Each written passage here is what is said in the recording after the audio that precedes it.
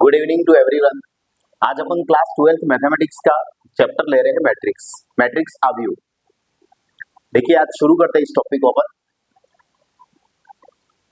अवयव पहले अपन समझते हैं कि अवयव है क्या। एक एग्जांपल के माध्यम से मैं समझाने की कोशिश करूंगा कि वास्तव में अवयव होता क्या है। मैंने आपको बताया, मान लीजिए कि कोई एक लड़की है सीता के पास में 50 आम है। सीता के पास में कितने आम है? 50 आम है। तो इस 50 आम के आंकड़े को मैंने कुछ इस प्रकार से डिनोट किया। एक ब्रैकेट के अंदर मैंने 50 लिख दिया। मान लीजिए कि मैंने कहा सीता के पास आम जो है वो तो 50 थे ही, लेकिन मैंने ये कहा कि इसके पास जो संतरे हैं उसकी संख्या मान लो कि 20 है। संतरे हैं उनकी संख्या कितनी है? तो 20 है। इस आंकड़े को डिनोट करने के लिए हमने कैसे लिखा? 50 और ये 20। तो एक ब्रैकेट के माध्यम से हमने 50 और 20 को एक साथ में लिख दिया है। ठीक है। इसी प्रकार से देखिए, अब की बार में हमारे पास में सीता अकेली थी, लेकिन हम दो लड़कियां और ऐड कर देते हैं, जैसे गीता है और मीना है। गीता के पास में मैंने कहा आम की संख्या 30 है, संतरे 40 है। मीना के पास में आम की संख्या 20 है और संतरे मान लो कि 50 है। ये आंकड़े हैं। इसको मैं पूरे को सेटअप करता हूं। तो इसको सेटअप कैसे किया जाएगा देख लीजिए। ये हो गए आपके पास में आम और ये है आपके पास में संतरे। 50 और 20, ये आपके 30 और ये 40, ये आपके 20 और ये 50। ये आंकड़ा था आपके सीता का, ये आंकड़ा था आपके गीता का और ये आंकड़ा था आपके पास में मीना का। सीता, गीता और मीना का ये आंकड़ा था आपके पास में। तो हमने तीन लड़कियों के पास में आम और संतरे थे, उन आंकड़ों को हमने यहाँ पर आइडेंटिफाई किया है, डिनोट किया है। ये जो आपको पैटर्न दिख रहा है, इस पैटर्न को ही अपन अवयव कहते हैं। कि आंकड़ों को एक सुव्यवस्थित रूप से प्रदर्शित करना ही हमारे लिए एक प्रकार का अवयव है। अब देखिए अपन आगे बढ़ते हैं।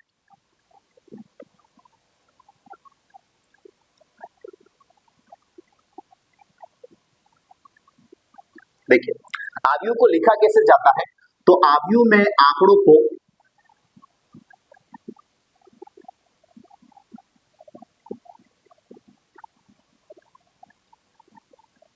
कोष्टक में प्रदर्शित किया जाता है।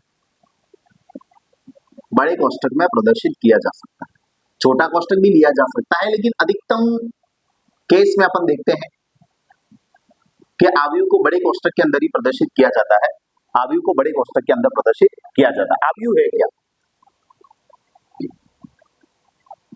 जैसा कि मैंने आपको बताया, अवयव की अगर अपन बात करें तो आंकड़ों को पंक्ति व स्तंभ के रूप में लिखना, स्तंभ के रूप में लिखना अवयव कहलाता है। आंकड़ों को पंक्ति व स्तंभ के रूप में लिखना अवयव कहलाता है। देखिए इसी उदाहरण के माध्यम से मैं आपको वापस बता रहा हूं कि वास्तव में मैंने इन आंकड़ों को पंक्ति और स्तंभ के रूप में लिखा कैसे है।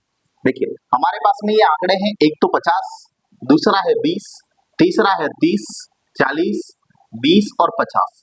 आप देख रहे हैं ये वाली हमारे पास में पंक्ति है और पंक्ति को इंग्लिश में कहते हैं रो। ये भी हमारे पास में एक पंक्ति है, पंक्ति नंबर 2, तो ये R2 बोल दिया मैंने। और ये भी मेरे पास में पंक्ति है, तो इसको मैंने बोल दिया R3, इसको बोल दिया मैंने R3। यहां पर भी हमारे पास में ये क्या है? तो देखिए ये एक स्तंभ है और स्तंभ को अपन इंग्लिश में कहते हैं कॉलम। कॉलम यानी कि इसको मैंने कह दिया C1 और ये वाला मेरा जो कॉलम है वो क्या हो गया? C2। ये वाला जो मेरा कॉलम है वो क्या हो गया? C2। तो आंकड़ों को आपने देखा कि पंक्ति और स्तंभ के रूप में आपने प्रदर्शित किया है, तो इस व्यवस्था को ही अपन क्या कहते हैं? अवयव कहते हैं। बात समझ में आई होगी आपको। मैंने आपको क्या बताया है? तो अवयव क्या है? तो आंकड़ों को थोड़ा सुव्यवस्थित ढंग से प्रदर्शित करना अवयव कहलाता है। और उसके लिए अपन ब्रैकेट का यूज लेते हैं और हम जो लिखते हैं वो पंक्ति और स्तंभ के माध्यम से लिखते हैं। पंक्ति और स्तंभ मैंने आपको बताया, ये जैसे ये वाली जो लाइन आप देख रहे हैं ये पंक्तियां पंक्तियों के रूप में है और ये आपके पास में स्तंभ के रूप में। स्तंभ कैसा होता है? स्तंभ यानी कि खड़ा। तो यहाँ पर ये जो खड़ी लाइनें हैं उनको अपन स्तंभ कहते हैं, कॉलम कहते हैं। कहते हैं ना कहीं घर का कहीं काम चल रहा होता है तो कह रहे हैं कि हमारे यहाँ कॉलम खड़ा किया है, एक कॉलम खड़ा किया, दो कॉलम खड़े किए। तो कॉलम जो होते हैं वो सीधे होते हैं। तो ये जो सीधी लाइनें हैं उनको अपन स्तंभ या कॉलम कहते हैं। और पंक्ति, ये हमारे पास में जो आड़ी लाइनें हैं उनको अपन पंक्ति कहते हैं, रो कहते हैं, R1 R2 और R3। तो आव्यूह जो होता है वो पंक्ति और स्तंभ के रूप में प्रदर्शित किया जाता है। आव्यूह जो होता है वो पंक्ति और स्तंभ के रूप में प्रदर्शित किया जाता है। ये बात हमने समझी। ये हो गई हमारी पंक्ति और ये हो गया हमारा स्तंभ। अब देखिए आव्यूह के अंदर जो आपको दिख रहे हैं 50 है, 20 है, 30 है, 40 है, ये आव्यूह के अवयव कहलाते हैं या इनको प्रविष्टि भी कहते हैं। एलिमेंट्स ऑफ मैट्रिक्स, आप देख रहे हैं आव्यूह के अंदर जो आंकड़े हैं आपके पास में 50, 20, 30, 40, 20, 50, ये क्या है? तो ये आव्यूह के अवयव कहलाते हैं, एलिमेंट्स ऑफ मैट्रिक्स। आप देख रहे हैं यहाँ पर 50, 20, 30, 40, ये सभी आपके पास में क्या है? तो ये आपके पास में है आव्यूह के अवयव। ये आव्यूह के अवयव है, elements of matrix. Elements of matrix है ये अवयव है। लेकिन अवयवों को डिनोट कैसे किया जाता है वो अपन देखते हैं। देखिएगा सबसे पहले आप आव्यूह ही है तो आव्यूह के साथ में मैं आपको बता दूं, जो पूरा आव्यूह होता है आव्यूह को प्रदर्शित करने के लिए आव्यूह को A, B, C या X, Y या Z के द्वारा प्रदर्शित किया जाता है। पूरा जो आव्यूह है उस पूरे आव्यूह को अपन ABC या XYZ के माध्यम से प्रदर्शित कर सकते हैं। एग्जाम्पल के लिए ये कि A इज इक्वल टू, ये मैंने एक आव्यूह दे दिया 2, 3, 4 और 5, 2, 3, 4, 5, ये जो पूरा आव्यूह है उसको अपन क्या बोल सकते हैं? A बोल सकते हैं। अच्छा आव्यूह जो होता है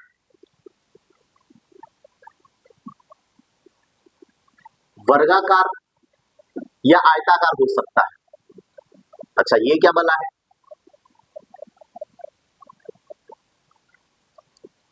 वर्गाकार आयताकार हो सकता है। इसका मतलब आप देख रहे हैं, देखिए एक आव्यूह है हमारे पास में 2, 3, 4, 5, 6 और 7। आप देख रहे हैं यहाँ पर पंक्ति 1 और 2 है, जबकि स्तंभ कितने हैं? 1 और 2 और 3। तो आप देख रहे हैं लंबाई अलग और चौड़ाई भी अलग, लंबाई भी अलग और चौड़ाई भी अलग, पंक्तियों की संख्या अलग है और स्तंभों की संख्या भी क्या है? अलग है। तो जब लंबाई चौड़ाई अलग होती है तो उसको क्या कहते हैं? आयत कहते हैं। तो ये वाला जो आव्यूह है वो हमारा कैसा आव्यूह होगा? आयताकार आव्यूह। इस आव्यूह को अपन क्या कहेंगे? आयताकार आव्यूह कहेंगे, रेक्टेंगल मैट्रिक्स कहा जाएगा। लेकिन अगर किसी आव्यूह के अंदर पंक्ति और स्तंभ दोनों बराबर है, देखिए पंक्तियां कितनी है? ये आपके पास में R1 और ये R2, और स्तंभ कितने हैं? ये C1 और ये आपका C2। पंक्ति भी 2 और स्तंभ भी 2, तो इसको अपन क्या कहते हैं? वर्ग आव्यूह कहते हैं, वर्गाकार आव्यूह कहते हैं। एक बार थोड़ा सा समझने के लिए आप ध्यान रखें, जो हमारे पास में आव्यूह होते हैं वो वर्गाकार भी हो सकते हैं और वृत्ताकार भी हो सकते हैं। अगर पंक्ति और स्तंभ दोनों बराबर है, शॉर्ट में अगर मैं आपको बताऊं तो पंक्ति, चलो शॉर्ट में पंक्ति को आप कहते हैं रो इज नॉट इक्वल टू सी। अगर रो कॉलम के इक्वल नहीं है तो आप कहेंगे वो वर्ग आयताकार आव्यूह है। अगर आप देख रहे हैं कि रो है वो कॉलम के इक्वल है तो उसको अपन क्या कहेंगे? वर्गाकार आव्यूह कहेंगे। इस प्रकार से अब देखिए आव्यूह जो होते हैं उनको अपन ए आई जे के माध्यम से भी बताते हैं, अवयवों को ए आई जे के माध्यम से बताते हैं। मान लीजिए, सॉरी, ये देखिए आव्यूह के जो अवयव है, आव्यूह के जो अवयव होते हैं उनको अपन कैसे बताते हैं?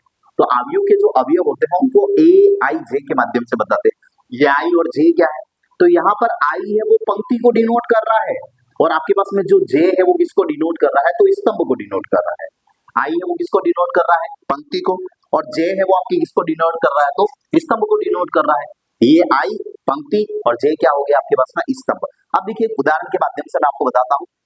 मान लीजिए कि मेरे पास में एक आव्यूह है A इज इक्वल टू 2, 3, 4, 1, 6 और 5। तो देखिएगा इसको मैं डिनोट करके आपको बताता हूं। आप देख रहे हैं ये हमारे पास में पंक्ति कौन सी हुई? पहली। ये पंक्ति कौन सी हुई? दूसरी। ये पंक्ति कौन सी हुई? पहली। ये पंक्ति दूसरी और ये पंक्ति आपके पास में कौन सी हो गई? तीसरी। देखिए ये जो एलिमेंट है वो क्या है, ये जो एलिमेंट है वो पहली पंक्ति में आता है और पहले स्तंभ में आता है। देखिएगा, दो है वो कहाँ आ रहा है, पहली पंक्ति में और पहले स्तंभ में। पहला जो होता है आई, आई बताता है पंक्ति को, और जे, जे बताता है स्तंभ को। तो देखिए यहाँ पंक्ति कौन सी है, 2 नंबर कहाँ पर आ रहा है, पहली पंक्ति में आ रहा है तो 1 लिखा। 2 नंबर कौन से स्तंभ में आ रहा है, पहले स्तंभ में आ रहा है तो हमने क्या लिखा, 1 लिखा। समझ में आई होगी बात। अब हम 3 के लिए देखते हैं, तो 3 भी कौन सी पंक्ति में आता है, देख लीजिए पहली पंक्ति में आता है और स्तंभ कौन सा है, दूसरा। तो पहली पंक्ति और दूसरा स्तंभ हो गया। 4 देखिए आप, 4 कौन सी पंक्ति में आता है, तो 4 पहली पंक्ति में आता है और स्तंभ कौन सा है, तीसरा। देखिए आप, पहली पंक्ति पहला स्तंभ, ये पहली पंक्ति दूसरा स्तंभ, और ये आपका पहली पंक्ति और कौन सा स्तंभ हो गया, तीसरा। तो A11, A12 और A13। अच्छा 11 क्या है, 1 पंक्ति और 1 स्तंभ, पहली पंक्ति दूसरा स्तंभ, पहली पंक्ति और तीसरा स्तंभ। इसी प्रकार आप देखिए, अब आप जा रहे हैं दूसरी पंक्ति में, तो ये दूसरी पंक्ति और पहला स्तंभ हो गया आपके पास में। 6 कहां पर आता है, तो दूसरी पंक्ति और दूसरा स्तंभ, और ये हो गया दूसरी पंक्ति और तीसरा स्तंभ। देख लीजिए, इस प्रकार से हम प्रदर्शित करते हैं। हाँ, तो कभी कभी आपको ये भी बोल दे कि बताइए ये आपके पास में आव्यूह है A23 क्या है, तो देखिए A23 का मतलब क्या है, आव्यूह के दूसरी पंक्ति और तीसरे स्तंभ पर कौन सा अवयव है, आव्यूह के दूसरी पंक्ति और तीसरे स्तंभ पर कौन सा अवयव है। आव्यूह की दूसरी पंक्ति पहली दूसरी, ये दूसरी पंक्ति, स्तंभ तीसरा, पहला दूसरा और तीसरा। तो आपने देखा इसका आंसर कितना हो गया, 5 हो गया। और भी अपन उदाहरण के माध्यम से देखेंगे, आप इसको नोट कीजिए।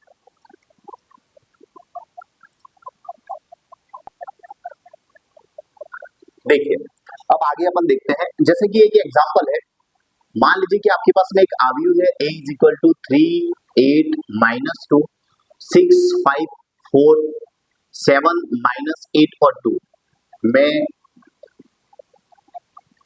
A21, A31, A32, A13, A23 अवयव बताइए। मान लीजिए कि एक प्रकार का उदाहरण है, हमें यहाँ पे A21 कौन सा अवयव है वो फाइंड करना है, A31 कौन सा अवयव है ये फाइंड करना है, A32 कौन सा अवयव है ये फाइंड करना है। A21 का मतलब क्या हुआ वो बताइए मुझे। 21 यानी कि मैंने आपको बताया ये कौन सी फॉर्मेट है, AIJ वाली फॉर्मेट है। अच्छा I क्या होता है, तो पहले बच्चों हम लिखते हैं पंक्ति और बाद में हम क्या लिखते हैं, स्तंभ लिखते हैं। तो ये दूसरी पंक्ति और पहला स्तंभ है। यहाँ पर देखिए ये पहली और ये दूसरी पंक्ति है, ये आपका R1, ये हो गया आपका R2 और ये हो गया R3। ये आपके पहला स्तंभ, ये दूसरा और ये आपका तीसरा, पहली रो दूसरी रो तीसरी रो, पहला कॉलम दूसरा कॉलम और तीसरा कॉलम हो गया हमारे पास में। अब ये दूसरी रो देख लीजिए, दूसरी रो, ये दूसरी रो का पहला कॉलम, ये दूसरी रो का पहला कॉलम कौन सा है, एलिमेंट्स आपके पास में 6, वेरी गुड। अब देखिए A31 है, तीसरी रो है, ये रही तीसरी रो, तीसरी रो का पहला कॉलम क्या है आपके पास में 7 है, तीसरी रो का पहला कॉलम आपके पास में 7 आ गया। इसके बाद में आप देखिए अगला है आपके पास में A32 यानी कि तीसरी तो रो है, ये रही तीसरी रो 7 -8 और 2 वाली, और इसका दूसरा कॉलम, तो तीसरी रो का दूसरा कॉलम तो आपके पास में आ रहा है -8। इसके बाद में आ रहा है A13, पहली रो और तीसरा कॉलम, पहली रो तीसरा कॉलम, पहली रो में आप देख रहे हैं तीसरा कॉलम यानी कि आपके पास में आ गया -2। इसके बाद में है आपके पास में A23, दूसरी रो तीसरा कॉलम, दूसरी रो ये रही आपके पास में, और तीसरा कॉलम इसमें कौन सा है, तो 4 है, ये रहा। ये दोनों कहाँ मैच करते हैं, ये हमारे आंसर हो गए। तो किसी आव्यूह को देख के उसके अवयव कैसे निकाले जाते हैं, अगर आपको AIJ के फॉर्मेट में दिए जाते हैं, उस एग्जाम्पल के माध्यम से भी हमने सीखा कि अवयव कौन सी जगह पर है, उस अवयव को हम कैसे बता सकते हैं। अब आगे देखिए, अगला टॉपिक है हमारे पास में आव्यूह की कोटि।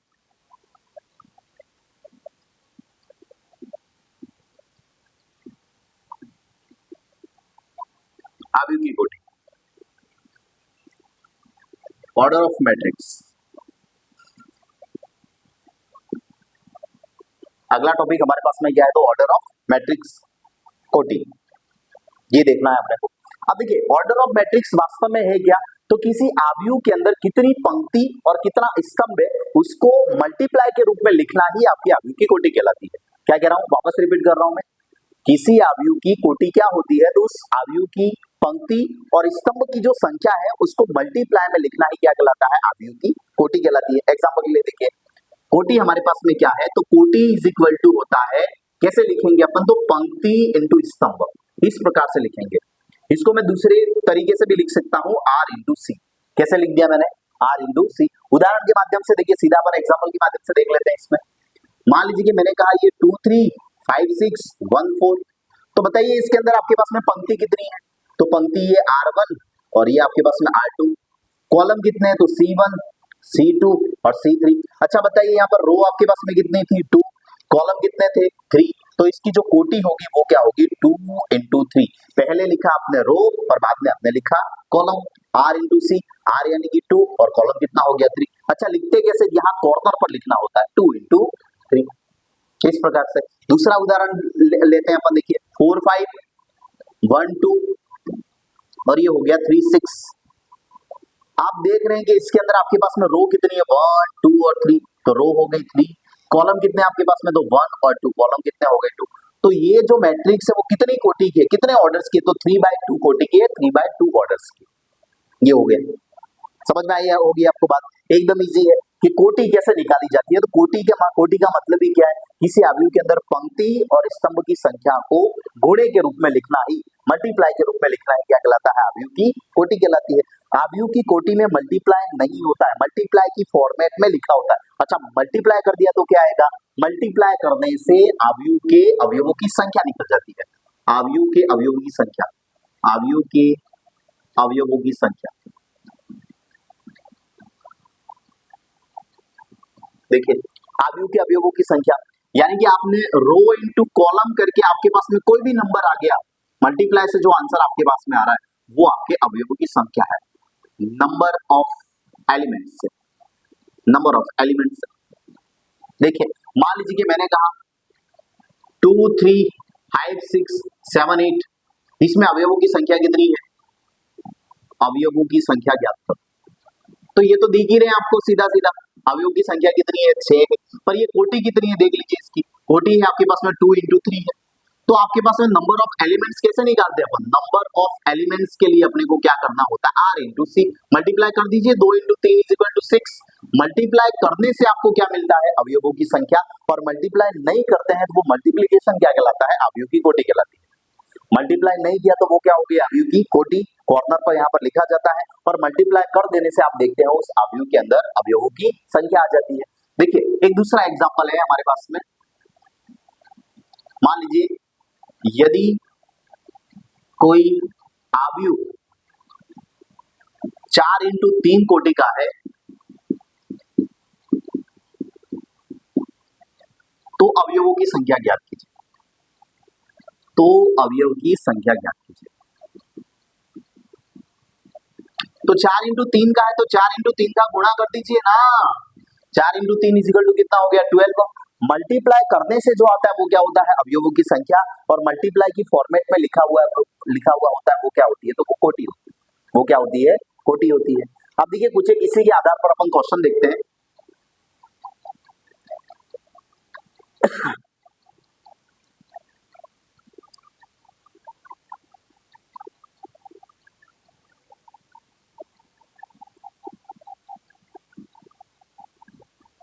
यदि किसी अवयव के अवयवों की संख्या 12 है तो संभवतः उस अवयव की कोटि क्या क्या हो सकती है, उस अवयव की कोटि क्या क्या हो सकती है। अब आपको क्या दे रखा है, देखिए आपको अवयवों की संख्या दे रखी है, आपको अवयवों की संख्या दे रखी है, अवयवों की संख्या आपको दे रखी है और आपको क्या निकालनी है, अवयव की कोटि निकालनी है। देखिए आपको क्या दे रखा है, आपको दे रखा है r into c is equal to 12। आपको अवयव के पंक्ति और स्तंभों का जो गुणनफल है वो आपको दे रखा है, गुणा करने से क्या आता है बताइए, अवयवों की संख्या। अच्छा खाली गुणे के रूप में लिखे तो वो क्या होती है, कोटि होती है, और आपको कोटि निकालनी है।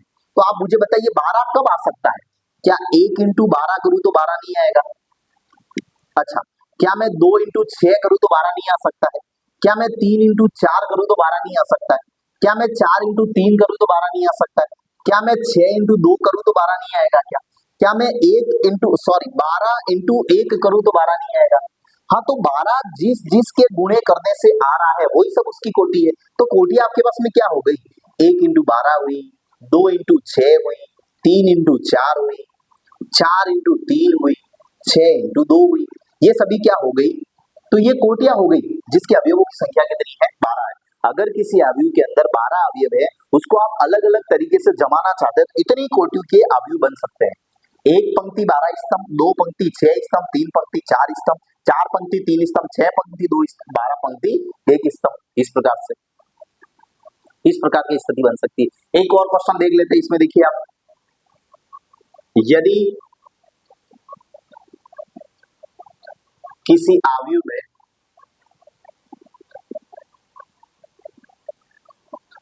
अवयवों की संख्या 18 है तो संभवतः कोटियों की संख्या क्या है?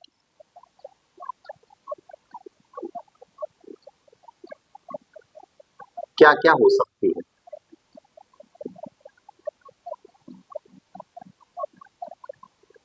यदि किसी अवयव में अवयवों की संख्या 18 है तो संभव कोटियां जो है वो क्या क्या हो सकती है? तो ये 18 क्या दे रखा है?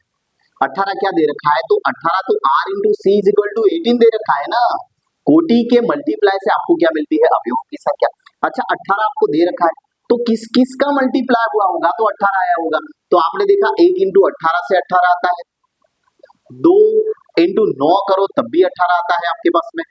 इसके बाद में आपने देखा 3 इंटू अगर आपने 6 किया तब भी 18 आता है आपके पास में, 6 into 3 किया तब भी आपके पास में 18 आता है, 9 इंटू आपने 2 किया तब भी 18 आता है, और आप 18 into 1 करते हैं तब भी क्या आता है? 18 आता है। तो इस प्रकार से आपने देखा कि अगर किसी अवयव में अवयवों की संख्या कितनी है? 18 है, तो उसमें संभवतः कोटियां क्या क्या हो सकती है? 1 into 18, 2 into 9, 3 into 6, 6 into 3, 9 into 2 और 18 into 1, ये कोटियां हो सकती है।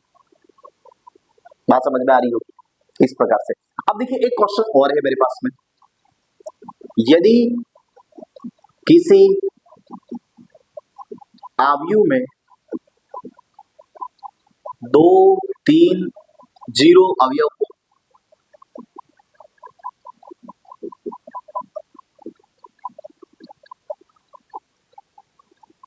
अब यदि किसी अवयव में 2, 3, 0 अवयव हो तो बनने वाले अवयव की संख्या ज्ञात करो। आपको प्रश्न क्या पूछ रहा है? ये यूं कह रहा है कि आप जो अवयव बनाएंगे उन अवयव के अंदर कौन कौन सी संख्या होगी? तो 2 होगी, 3 होगी और 0 होगी। आप इनको रख रख के, यही अवयव है आपके पास में, इनको आप रख रख के कितने अवयव बना सकते हैं, उन अवयव की आपको संख्या ज्ञात करनी है। तो देखिए डायरेक्ट आपको फॉर्मूला ध्यान में रखना है। अगर अवयव की संख्या आपको ज्ञात करनी है तो अवयव की संख्या इज इक्वल टू क्या होता है? अवयव की संख्या और उसकी पावर हो जाएगी आपके पास में r इंटू सी। सॉरी, यह बताना मैं भूल गया, यदि किसी अवयव में, यदि किसी 2 into 3 कोटि के अवयव है, यदि किसी 2 into 3 कोटि के अवयव में 2, 3, 0 अवयव है तो बनने वाले अवयव की संख्या ज्ञात कीजिए। फॉर्मूला है हमारे पास में, अवयव की संख्या क्या होगी? तो नंबर ऑफ एलिमेंट्स और इसकी पावर क्या होगी? r इंटू सी। तो नंबर ऑफ एलिमेंट्स आपके पास में कितने हैं? देखिए 3 है, इसकी पावर r इंटू सी, r इंटू सी इंटू क्या हो गया? 2 into 3, यानी कि 3 की पावर क्या हो गया? 6। तो आप देख रहे हैं कि 3 की power 6, 3 into 3 into 3 into 3 into 3 into 3 आप करेंगे, जो आंसर आएगा वो क्या होगा? आपके पास में अवयव की संख्या। एक दूसरा उदाहरण देख लीजिए आप, यदि किसी 2 into 2 कोटि के अवयव में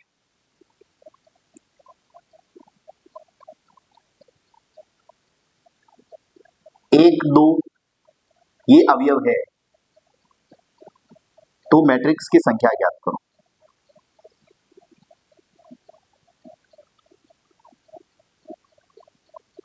ठीक है, number of matrix is equal to, आपको पता है, एलिमेंट्स ऑफ मैट्रिक्स और इसकी पावर होती है r into c. Elements of matrix क्या है? Elements of matrix it means कितने हैं आंकड़े आपके पास में? 2, 2, और आपके पास में r इंटू सी कोटि कितनी है, कोटि आपको दे रखी है 2 इंटू 2, तो आपने कर दिया 2 की पावर 4, 2 की पावर 4 करने से जो आंसर आता है 2 4 8 और 16, तो अवयवों की अवयव की संख्या जो होगी वो कितनी हो जाएगी, 16 हो जाएगी। इस प्रकार से तो हमने कुछ उदाहरणों के माध्यम से भी देखा कि अवयव की संख्या कैसे निकाली जाती है, अवयवों की संख्या कैसे निकाली जाती है, ठीक है, और कोटि कैसे निकाली जाती है। इन सभी सवालों को अपन ने उदाहरण के माध्यम से समझा, इसको आप नोट कीजिए। अब अपन पढ़ते हैं अवयव के प्रकार।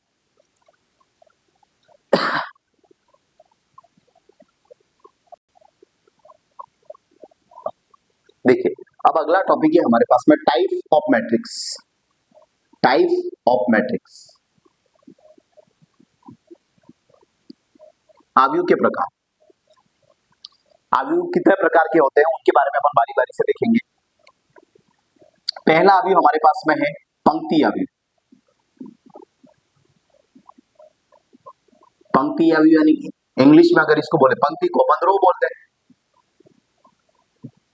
Row matrix. रो मैट्रिक्स, अगर किसी अवयव के अंदर सिर्फ एक ही पंक्ति हो, स्तंभ से लेना देना नहीं है अपने को, अगर किसी अवयव के अंदर पंक्ति की संख्या कितनी हो, एक ही हो, तो उसे अपन क्या कहेंगे, पंक्ति अवयव। जैसे कि देखिए एग्जांपल 2 3 और 4, आप देख रहे हैं इसमें पंक्ति की संख्या कितनी है, एक, भले स्तंभ कितने हैं, 3 है, लेकिन पंक्ति कितनी है, एक ही है। अगर पंक्ति एक ही है तो उस अवयव को अपन क्या कहेंगे, पंक्ति अवयव। इजी डेफिनेशन क्या होगी, यदि किसी अवयव में पंक्ति की संख्या एक ही हो तो उसे पंक्ति अवयव कहते हैं, उसे पंक्ति अवयव कहते हैं। अगला देखिए, सिंपल है ये तो। अगला है हमारे पास में स्तंभ अवयव। अब ये भी बताने की आवश्यकता ही नहीं है, नाम से ही पता चल रहा है, कॉलम मैट्रिक्स। अगर किसी अवयव के अंदर स्तंभ की संख्या एक हो, पंक्ति कितनी भी हो उससे कोई मतलब नहीं, स्तंभ कितना होना चाहिए, कॉलम कितना होना चाहिए, एक ही होना चाहिए। देखिए एग्जांपल, मान लीजिए कि 3 4 और 5, आप देख रहे हैं इसके अंदर कॉलम कितना है, एक ही है। तो अगर किसी अवयव के अंदर कॉलम की संख्या एक ही हो, यदि किसी अवयव में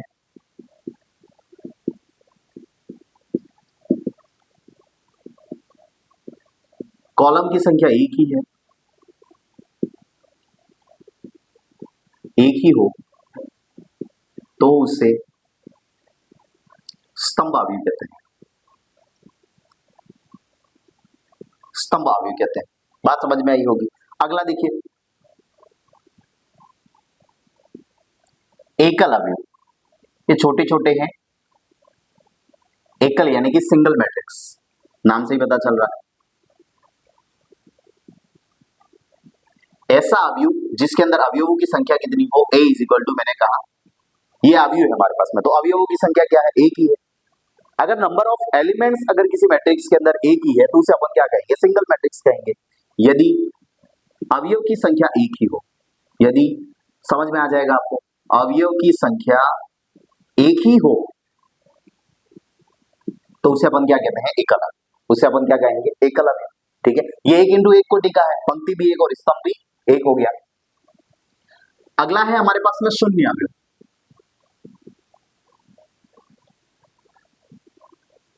शून्य अवयव यानी कि इंग्लिश में बोले तो जीरो मैट्रिक्स। शून्य अवयव, शून्य अवयव यानी कि अगर किसी अवयव के अंदर अवयवों की संख्या सिर्फ 0 0 है, अगर वो 3/3 कोटि का है, 2/3 कोटि का, 2/3 कोटि का है, ठीक है, या वो 3/4 कोटि का है, कितनी भी कोटि का हो, उसके अंदर अवयवों की संख्या क्या हो, सबकी सब अगर 0 हुआ तो उसे अपन क्या कहेंगे, शून्य अवयव कहेंगे। यदि अवयव का प्रत्येक अवयव शून्य हो तो उसे अपन क्या कहेंगे, शून्य अवयव। आपने क्या देखा, पंक्ति स्तंभ देखा, पंक्ति अवयव देखा, स्तंभ अवयव देखा, एकल अवयव देखा, शून्य अवयव देखा। अब है हमारे पास में वर्ग अवयव। अगला है वर्ग अवयव। वर्ग अवयव, वर्ग को इंग्लिश में अपन कहते हैं स्क्वायर अवयव यानी कि मैट्रिक्स, तो ये हो जाएगा स्क्वायर मैट्रिक्स। अब देखिए वर्ग यानी कि क्या, भुजा इंटू भुजा, यानी कि अगर लंबाई और चौड़ाई दोनों बराबर है तो उसको अपन क्या कहते हैं, वर्ग कहते हैं। तो अगर किसी आव्यूह के अंदर पंक्ति और स्तंभ की संख्या बराबर है, रो और कॉलम की संख्या इक्वल है और r इज इक्वल टू सी है, तो उसको अपन क्या कहेंगे, वर्ग।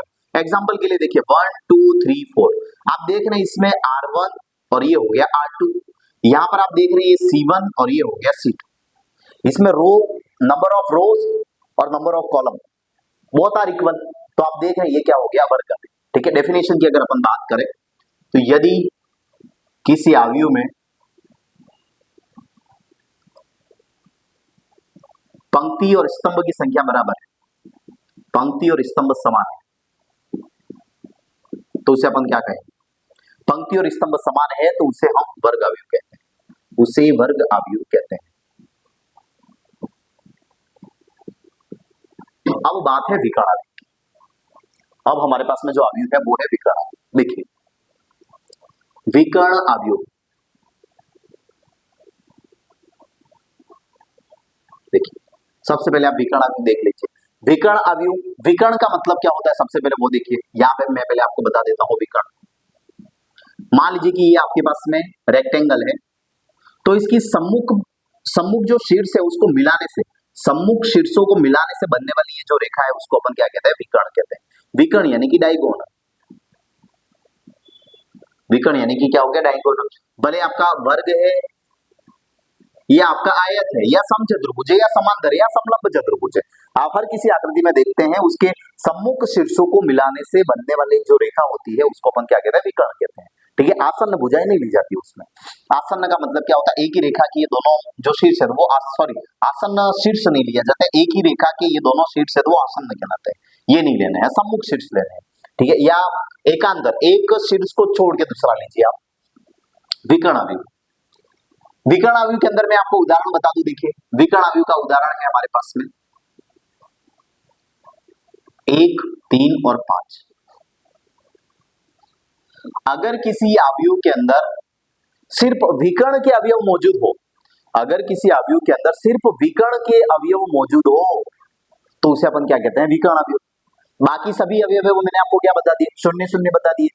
आप सीधे एग्जांपल से समझ जाइए, यदि किसी आव्यूह के अंदर विकर्ण के अवयव मौजूद है तो उसे अपन क्या कहेंगे, विकर्ण आव्यूह कहेंगे। अब देखिए इस विकर्ण आव्यूह, ऐसे न ऐसे विकर्ण आव्यूह भी हमारे पास में दो प्रकार के हैं। एक तो विकर्ण आव्यूह है हमारे पास में तत्समक आव्यूह, ये भी एक प्रकार का विकर्ण आव्यूह है, और एक विकर्ण आव्यूह का प्रकार है हमारे पास में अदिश आव्यूह। ये दोनों ही विकर्ण आव्यूह है, मैं फिर से कह रहा हूं, ये विकर्ण आव्यूह है, वैसे वैसे ये भी क्या, ये भी विकर्ण आव्यूह है और ये भी क्या है, विकर्ण आव्यूह है। विकर्ण को अपन क्या कहते हैं, डायगोनल। तत्समक यानी कि आइडेंटिटी, अदिश यानी इसकी स्केलर, ये हो गया। तत्समक अंक कितना, तो एक। तत्समक अंक किसको कहा जाता है, तो एक। अगर किसी आव्यूह के अंदर, यदि किसी विकर्ण आव्यूह के अंदर, सॉरी, अगर किसी विकर्ण आव्यूह के अंदर उसके विकर्ण का जो अवयव है वो सिर्फ क्या हो, एक हो, उसके विकर्ण का जो अवयव हो वो सिर्फ क्या हो, एक ही हो, एक के अलावा और दूसरा कोई भी, एक एक एक है, तो उसको अपन क्या कहेंगे, तत्समक आव्यूह। देख लीजिए ये भी विकर्ण आव्यूह है। विकर्ण का मतलब अगर विकर्ण के अवयव विद्यमान है तो उसको अपन क्या कहते हैं, विकर्ण आव्यूह। इसमें भी विकर्ण के अवयव विद्यमान है लेकिन विकर्ण की जगह पर भी पार्टिकुलरली कौन आ रहा है, एक आ रहा है, इसलिए इसको अपन क्या कहते हैं, आइडेंटिटी मैट्रिक्स कहा जाता है। इसी प्रकार से देखिए अदिश आव्यूह, यहां पर भी अवयव तो आपके किसके होंगे, विकर्ण के ही होंगे। जैसे मैंने कहा √3 और √3, आप देख रहे हैं अलग अलग अगर अवयव है तो वो क्या कहलाता है, विकर्ण अवयव। ये भी विकर्ण है, ये भी विकर्ण है। लेकिन अगर किसी विकर्ण अवयव के विकर्ण के जो अवयव है वो तीनों तीन समान हो, अगर एक होता तो क्या हो जाता, तत्समक, लेकिन एक को छोड़कर तीनों तीन समान, -2 -2 -2 4 4 4 5 5 5, तीनों तीन अगर समान है तो उसको अपन क्या कहते हैं, अदिश आव्यूह कहते हैं। उसे अपन क्या कहते हैं, अदिश आव्यूह कहा जाता है। डेफिनेशन अगर आप लिखना चाहें तो देख लीजिए, विकर्ण आव्यूह की डेफिनेशन क्या है, ऐसा आव्यूह जिसके सिर्फ विकर्ण के अवयव विद्यमान हो,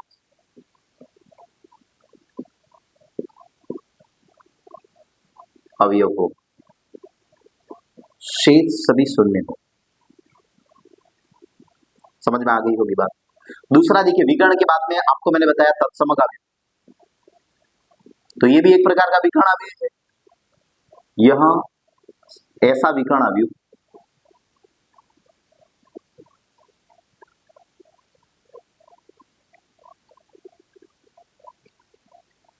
जिसके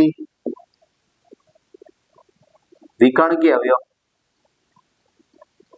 में एक हो, एक के अलावा कोई नहीं हो। इसके बाद में आपके पास में है अदिश अवयव, ये भी सेम ऐसा विकर्ण अवयव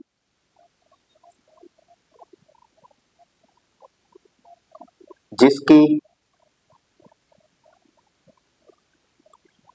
विकर्ण के अवयव समान हो, लेकिन एक के अलावा। एक होता तो क्या हो जाता, तत्समक हो जाता, इसलिए हमने क्या कह दिया, एक के अलावा। एक के अलावा अगर विकर्ण के अवयव समान है, 2 2 2 है, 3 3 3 है, 4 4 4 है, 5 5 5 है, तो उसको अपन क्या कहेंगे, अदिश अवयव कहेंगे। उसे अपन क्या कहेंगे, अदिश अवयव। तो बच्चों आज अपन ने मैट्रिक्स के बारे में देखा, आपने मैट्रिक्स क्या होता है वो जाना, उदाहरण के माध्यम से एग्जाम्पल लिए हमने। मैट्रिक्स के बाद में आपने देखा मैट्रिक्स की कोटि क्या होती है, मैट्रिक्स के अवयव क्या होते हैं, ठीक है। हाँ, मैट्रिक्स की संख्या कैसे निकालते हैं, ये सभी चीजें आपने देखी है, ठीक है। मैट्रिक्स पंक्ति और स्तंभ के माध्यम से ही बनता है। आपने कोटि, अवयव की संख्या, मैट्रिक्स की संख्या आपने देखी। इसके बाद में अब कुछ एक उदाहरण देखे। इसके बाद में आपने देखे कि टाइप ऑफ मैट्रिक्स, तो मैट्रिक्स कितने प्रकार के, मैंने आपको बताया, पंक्ति, स्तंभ, एकल, शून्य अवयव, वर्ग अवयव। इसके बाद में विकर्ण अवयव, विकर्ण के 2 भाग है। इस प्रकार से हमारे पास में टाइप ऑफ मैट्रिक्स भी खत्म होती है। अगली क्लास के अंदर अपन प्रश्नावली के सवाल शुरू करेंगे। Okay, thank you so much, bye.